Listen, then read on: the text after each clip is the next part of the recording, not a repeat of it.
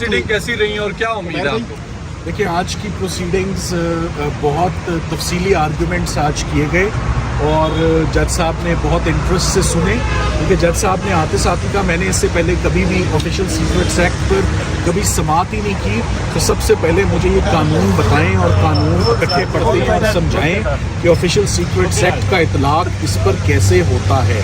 सो हमने आज तकरीबन आधा पौना घंटा ऑफिशियल सीक्रेट्स एक्ट की जितनी प्रोविजंस हैं, जितने उसके सेक्शंस हैं, जो जुर्म सेक्शन 5 का जिसका इतलाक है, उस पर कोर्ट को बहुत कॉम्प्रीहेंसिवली कोर्ट को असिस्ट किया है। सो कोर्ट ने तकरीबन 1 घंटा 45 मिनट आर्ग्यूमेंट्स सुने हैं और 1 घंटा 45 मिनट के आर्ग्यूमेंट्स में आप समझ सकते हैं कि हमने तकरीबन 80% अपने दलाइल दे दिए हैं ज़मानत के ऊपर और कहीं पर भी कोई रुकावट या कोई दिक्कत एक्सपीरियंस नहीं की। मैं केस के मेरिट्स के ऊपर बात नहीं करना चाहूँगा क्योंकि मामला बिल्कुल स्ट्रिक्टली स्पीकिंग सब जुडिस है और इसकी मज़ीद समाअत पार्ट हर्ड होके अब थर्सडे के लिए ये प्रोसीडिंग्स एडजर्न हो गई हैं। थर्सडे को यहीं से रिज्यूम किया जाएगा दोपहर 2 बजे और ज़मानत पर आर्ग्यूमेंट्स होंगे। सो आज की हियरिंग में हम बहुत सेटिस्फाइड हैं कि जो पॉइंट्स हमने आज रेस करने थे वो सेटिस्फैक्टरीली हम करने में कामयाब हुए। सलमान साहब, ऑफिशियल सीक्रेट एक्ट एक बड़ा स्ट्रिक्ट कानून है और ये बड़ा पुराना कानून है, जैसे आपने अपने दलाइल में भी कहा। आप कितना उम्मीद है कि ये जमानत आसानी से आपको मिल जाएगी, क्योंकि कानून बड़ा स्ट्रिक्ट है?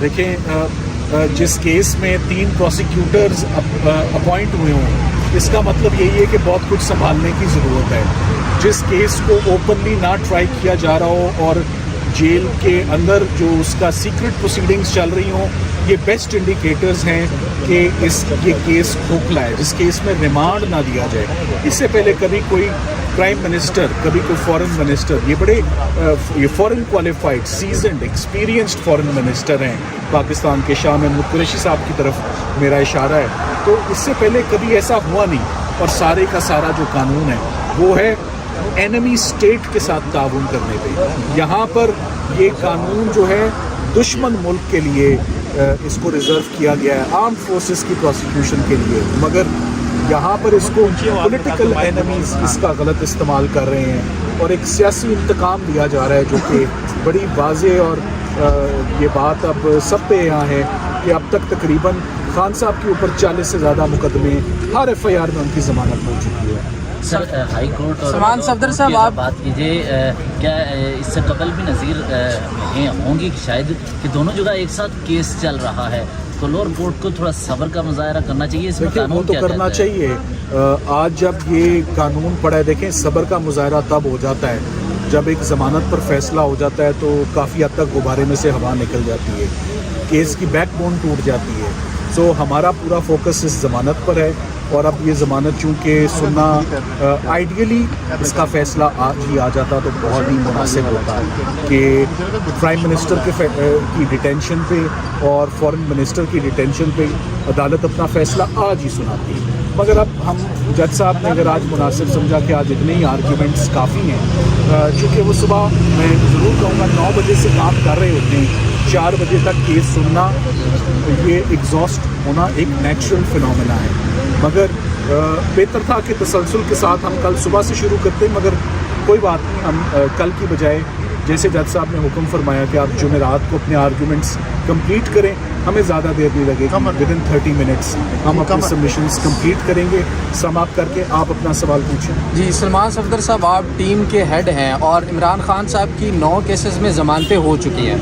2 केसेस ऐसे हैं, नैब के तोशा खाना और जो अलकादर ट्रस्ट केस है, उसमें ज़मानत 10 अगस्त से खारिज होने के बाद अभी कुछ पिछले दिनों में अप्लाई की गई। इतना अरसा दरख्वास्त अप्लाई ज़मानत ना करने के पीछे क्या हिकमत अमली? इसके ऊपर बहुत तनकीद हो रही है, क्योंकि साइफ़र में अगर ज़मानत देर से मिलती है या नहीं मिलती तो उन केसेस में गिरफ्तारी का खदशा भरपूर है इस वक्त। देखिए, वो केसेस जो 2 केसेस हैं वो मैं हैंडल नहीं कर रहा, मेरे लिए ह्यूमनली पॉसिबल भी नहीं है कि मैं इतने सारे मुकदमात में मैं अकेला पेश हूँ। लाहौर भी केसेस हैं, मुख्तलिफ़ शहरों में भी हैं, इस्लामाबाद में भी एक अंबार लगा हुआ है केसेस का।